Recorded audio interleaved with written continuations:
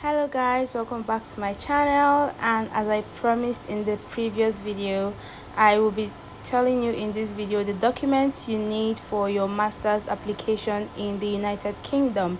If you do not know how to find affordable schools, I already have a video on that. You can check the comment section for the link. I will link it in the comments. And if you do not know how to apply to your chosen school and your course, please also check the comment section. I will put the link to the video there. Note that you'll be submitting these documents as you fill your application form, or you can be asked to submit these documents after you have submitted the form. In no particular order, I'm going to list the documents you'll be needing. The first document is your transcript. It could be your official or unofficial transcript. Your transcript is a list of all the courses you've taken from your first year to your final year in your undergraduate.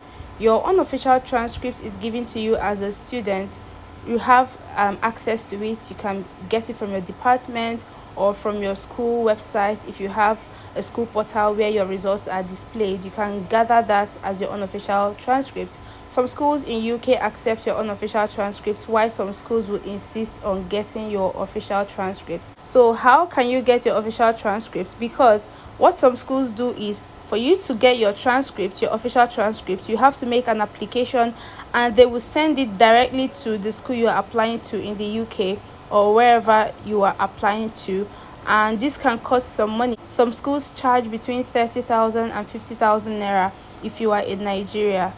So you do not want to do this for every school you'll be applying to. Remember, you might want to apply to 2 to 3 different schools, and you'll be spending a lot of money asking for transcripts every time. So what can you do to get your transcript once and for all? A tip I recommend is to apply for your transcript in your school and send them the address of your current workplace. So tell your school that your workplace needs your transcript. If you work in a company, wherever you work, or there is an office close to you that you can have access to, use that address or the name of that company or office to apply for your transcript, and your school sends your transcripts directly to that place, and then you can pick up your transcripts, scan them onto your computer, and use copies of them for your application.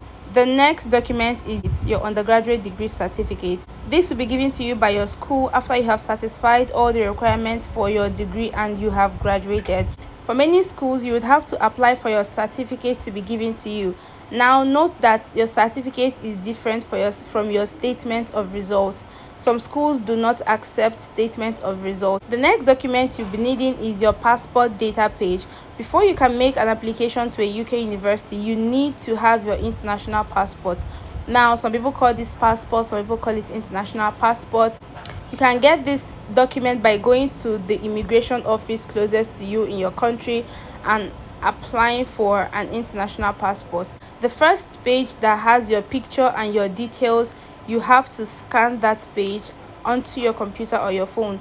That is the page that you need to upload to prove your immigration status or your nationality. The next document that you would need is your proof of English proficiency. This could be any document ranging from your IELTS result, your WAEC result, your NACO result, or a letter of English proficiency from your university. If you watched the video I uploaded previously, the school I used for illustration asked for either IELTS, WAEC, NACO, and a list of other examinations. So this is just to prove that you have been studying in English language, or that you are proficient in English and you can understand English properly, since you will be studying in an English speaking country. If you don't have any of these documents, you can write to your university administration, your undergraduate university here in Nigeria or any country where you've studied, and ask them to give you a letter of English proficiency. This is just a letter on your university letterheaded paper that proves that you have studied your undergraduate degree in English and you can understand English properly. If you have been enjoying this video, please like this video, subscribe to this channel. Please let us get to 500 subscribers by the end of this month. I know we can do that.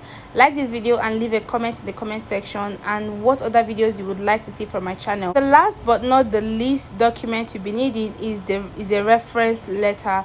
Now, this can be written by a former lecturer from your undergraduate university, or someone that knows you very well and can attest to your academic performance. There are two ways you can submit a reference letter.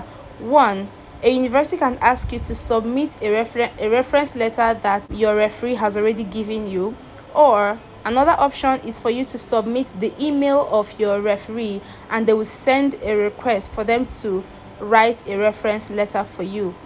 However, the first option, which is to submit an already written reference letter, would be more convenient because you would not want to email your referees all the time as they might be busy with their own activities. Ask your referee to write you a letter with the heading "To whom it may concern." They should not specify the university or the course you are applying to, but they can just write that you are applying to study in the United Kingdom and they can attest to your ability in your undergraduate and that they know you very well. If you have this, you can just scan it onto your phone or your laptop and you can submit it whenever you're applying to a school that requests for a reference letter. You do not have to always ask your referees every single time for a new reference letter, and once you get this, you've gotten it once and for all.